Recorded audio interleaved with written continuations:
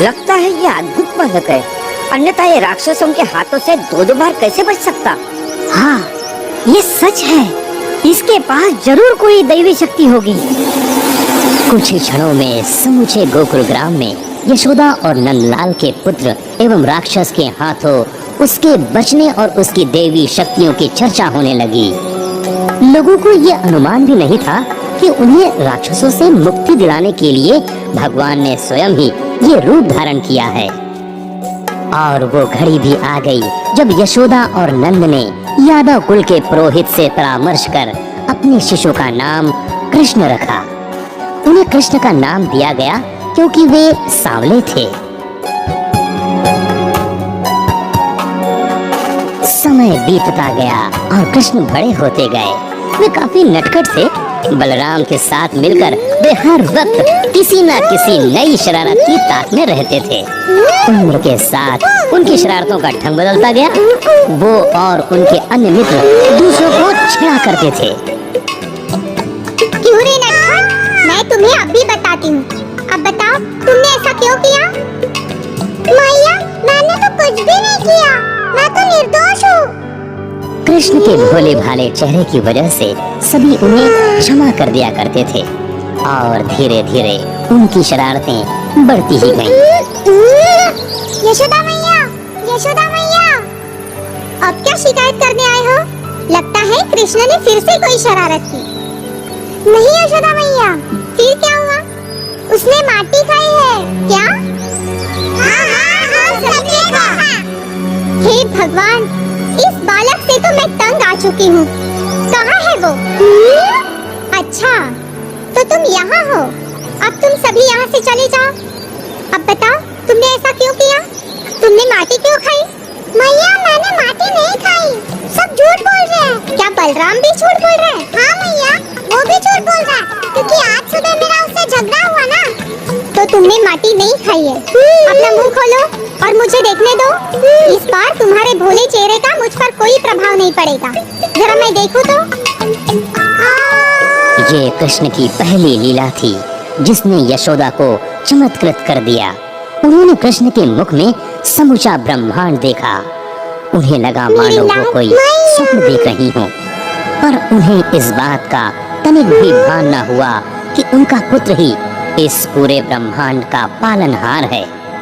एक दिन जब यशोदा कृष्ण को खाना खिला रही थी, अचानक उन्हें याद आया कि उन्होंने चूल्हे पर दूध रखा है। कृष्ण को जमीन पर ही छोड़कर रसोई की तरफ चली गईं और ये देखकर कृष्ण को क्रोध आ गया। वे भी मक्खन से भरा घड़ा फोड़कर वहां से चले गए। ये सब देख यशोदा कृष्ण को दंड देने के लिए ढूंढने लगी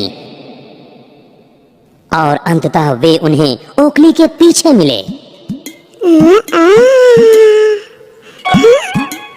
तो तुम यहाँ हो। तुम हमेशा मुझे परेशान करते हो।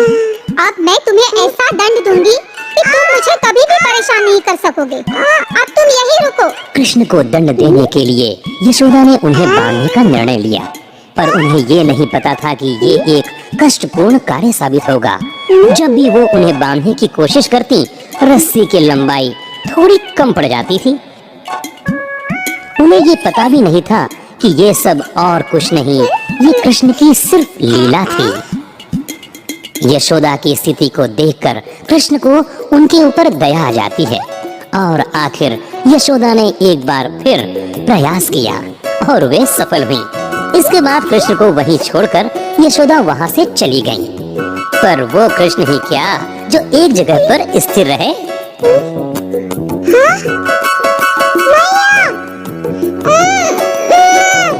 मुझे कुछ करना पड़ेगा ताकि मैं यहाँ से छूट सकूं। बंधन से स्वतंत्र होने के प्रयास में कृष्ण घर से बाहर आ गए और वे दो अर्जुन वृक्ष के बीच फंस गए। इस विकट स्थिति से बाहर निकलने के लिए उन्होंने जोर लगाया, इतना जोर लगाया कि भारी आवाज के साथ दोनों ही वृक्ष नीचे गिर पड़े। और कुछ ग्वालाओं ने यह आवाज सुनी और उन्होंने उस दिशा की ओर देखा और उन्होंने ये भी देखा कि उस वृक्ष से दो चमकते हुए व्यक्ति बाहर निकले और कृष्ण को वंदन करके वे गायब हो गए।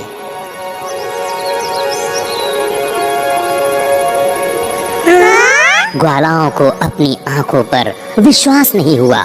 शीघ्र ही वहाँ कुछ बड़े व्यक्ति भी आ पहुँचे। मुझे लगा बिजली गिरी। हाँ, मैंने भी यही समझा। अरे लेकिन वो वृक्ष तो देखो। पर वो कृष्ण उधर क्या कर रहा है? मैंने उसे उन पेड़ों को गिराते हुए देखा। क्या यह कैसे हो सकता है? यह बिल्कुल संभव नहीं। इतना छोटा बालक ये कैसे कर सकता है? पर हमने उसे ऐसा करते हुए देखा है। हाँ, और हमने दो चमकते हुए लोगों को बाहर निकलकर गायब होते हुए भी देखा है। पहले तुमने कहा कि उस बच्चे ने पेड़ को गिराया, फिर तुमने कहा कि दो चमत्कारी पुरुष बाहर निकले। तुम पर ना विश्वास करना ही मूर्खता है। पर हम क्या भरोसा रखो? हमें तुम्हारी इन कहानियों पर बिल्कुल विश्वास नहीं है। उनका तुम्हारे ऊपर विश्वास हो या न हो, लेकिन मेरा विश्वास है तुम पर। जहाँ जहाँ ये बालक होता है वहाँ वहाँ अघटित घटनाएं हो रही है। गोकुल के ग्राम वासियों की सभा में भी इसी घटना की चर्चा थी। कुछ वृद्ध लोगों ने ये सुझाव दिया कि समूचे गांव को वृंदावन स्थानांतरित कर देना चाहिए। इस सुझाव पर सभी सहमत हो गए। शीघ्र ही सारे गोकुलवासी गांव छोड़ने की तैयारी में लग गए और शीघ्र ही वो घड़ी भी आ गई जब सारे लोगों ने वृंदावन की तरफ प्रस्थान किया।